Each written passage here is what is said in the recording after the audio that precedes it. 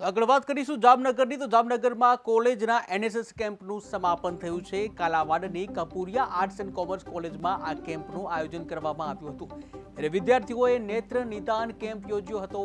Cancer awareness શિબિરનું પણ આયોજન કરવામાં આવ્યું હતું. ત્યારે રાષ્ટ્રીય એકતાનો સંદેશ આપતા નાટક પણ ભજવવામાં આવ્યા હતા. ડીકે કપૂરિયા કોલેજમાં અભ્યાસ કરું છું. તેમાંથી મને એનએસએસ કેમ્પ વિશે મને કંઈ જ માહિતી નહોતી. મને સાકરિયા સર પાસેથી તે બધી માહિતી મળી અને આજે હું નવાગામ એનએસએસ સાપ્તાહિક કેમ્પમાં હું જોડાઈ હતી.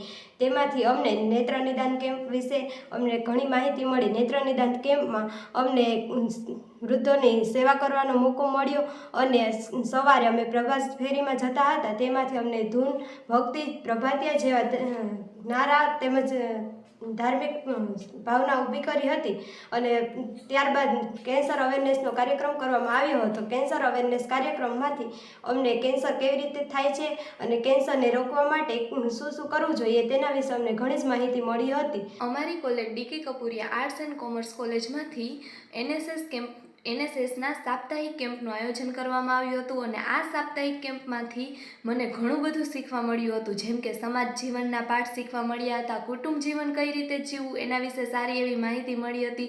હવે જો હું તમને કેમ્પની વાત કરું તો કેમ્પમાં પ્રભાત રેલી કાઢવામાં આવતી હતી. સવારમાં 5 વાગે અમે આખા ગામમાં પ્રભાત રેલી કાઢવા જતા હતા અને આ પ્રભાત રેલીમાં અમે વિવિધ પ્રકારના જનજાગૃતિ ફેલાવે તેવા નારાઓનો ઉદ્દેશ કરતા અને વિવિધ પ્રકારના પ્રભાતિયા ગાતા, ધાર્મિક ધૂન ગાતા અને આવા ધૂન ગાઈને અમે સમગ્ર વાતાવરણને એક ભક્તિમય વાતાવરણ બનાવી દેતા હતા. હું ડીકે કપૂરિયા કોલેજમાં અભ્યાસ કરું છું.